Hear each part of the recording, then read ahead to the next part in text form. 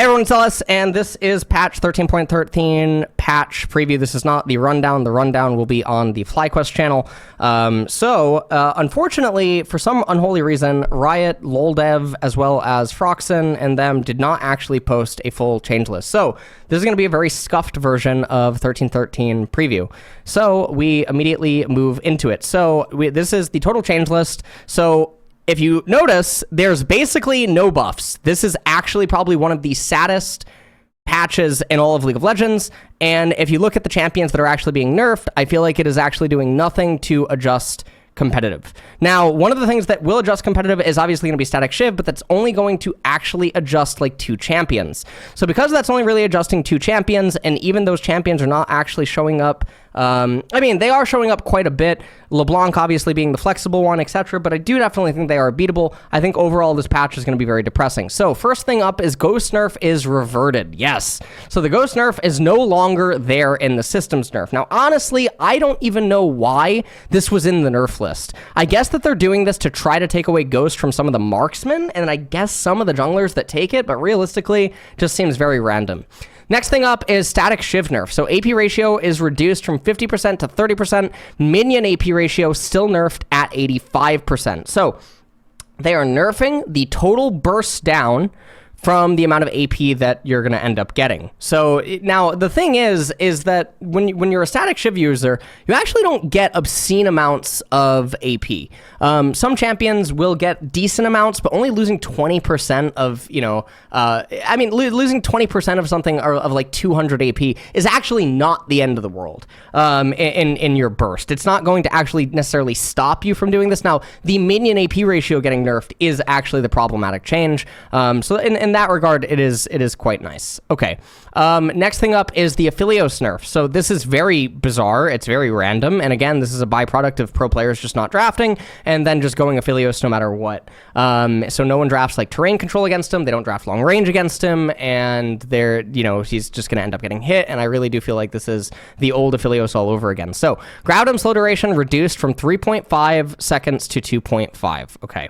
That doesn't really matter. Generally, when he's auto attacking you with Gravitum, the slows don't actually matter. It's just a matter of whether or not he's going to actually activate the Q. Severum attack healing reduced from 2.5% to 9% to 2 to 7.1%. Again, doesn't really matter. We're talking about a very negligible amount of healing. Severum ability healing reduced from 8.33 to 30% to 5 to 17.75%. This is actually much larger.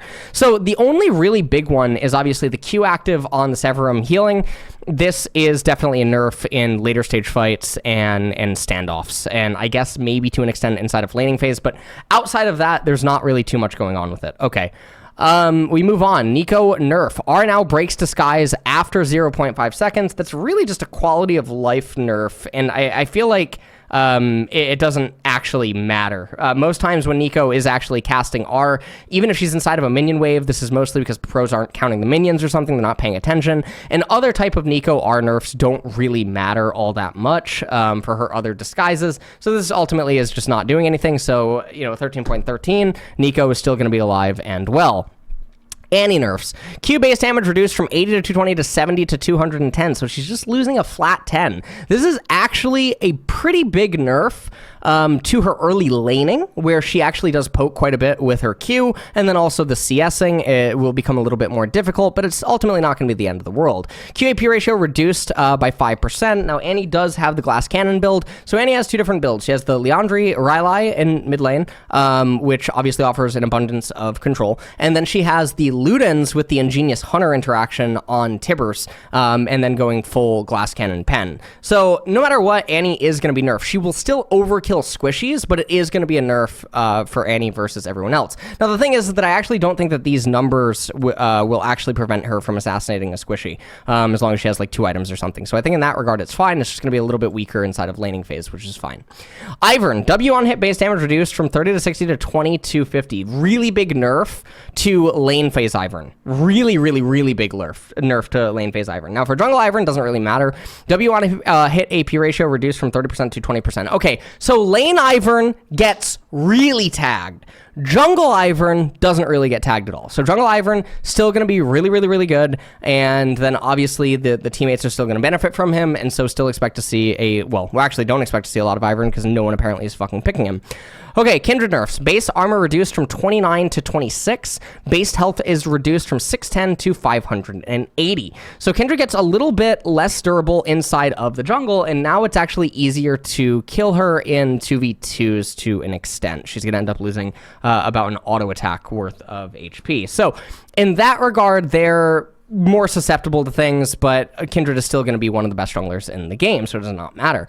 Lee Sin, Q buffs. Q1 and 2 base damage increase from 55 to 155 to 65 to 165.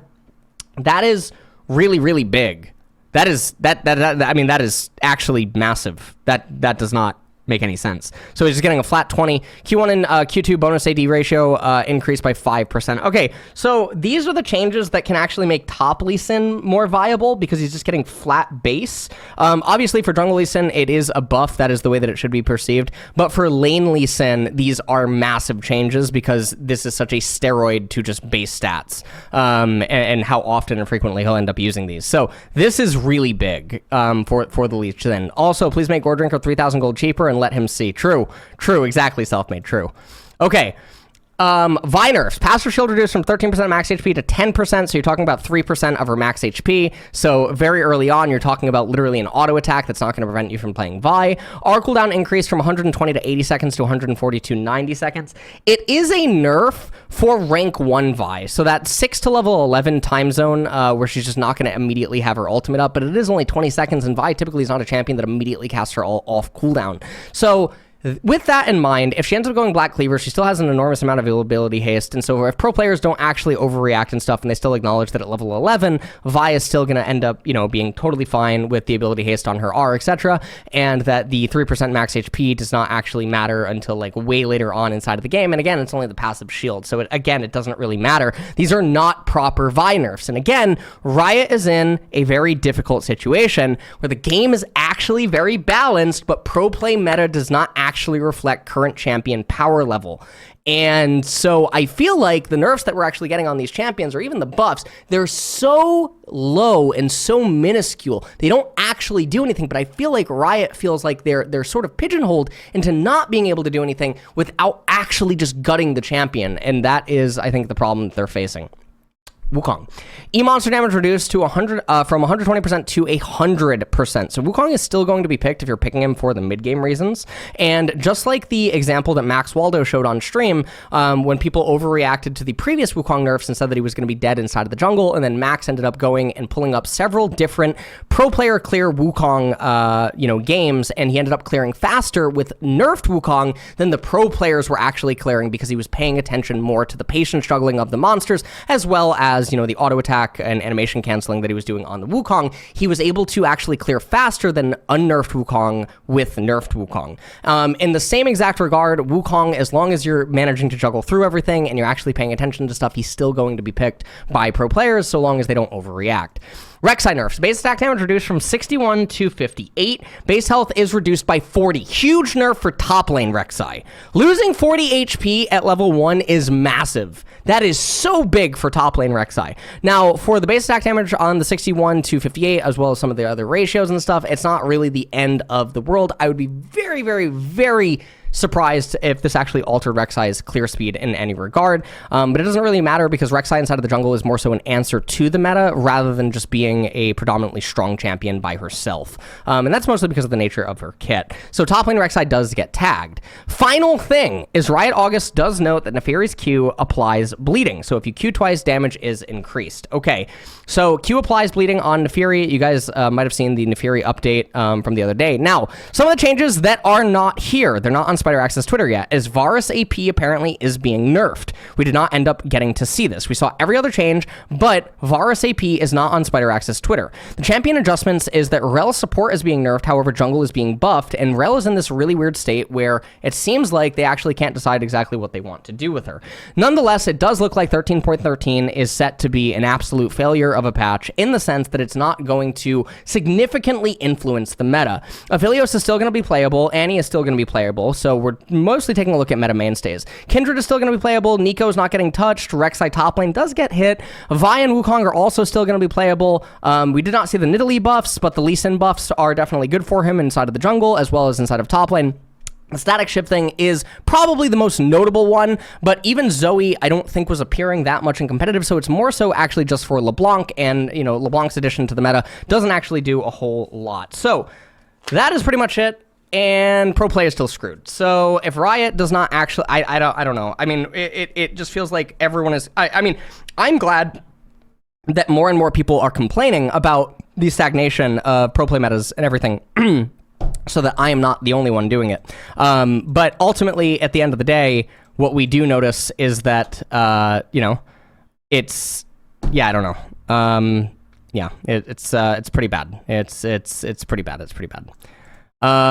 Anyways, that is it for 13-13. So hopefully 13-14 has something exciting, and also 13-14 is supposed to have Nefiri. Now, I don't know about when Briar comes out. Nefiri, if you guys already saw the rundown on her, she looks so simple that I am very, very hard-pressed to believe that she's ever going to be competitively viable, just because of the nature of how simple her kit is. Probably means that she's just going to be designated to be a low MMR pub stomper, like most of the other monster champions and juggernauts in League of Legends that do not get to see the light of day in pro play. So that is it. All right, wonderful.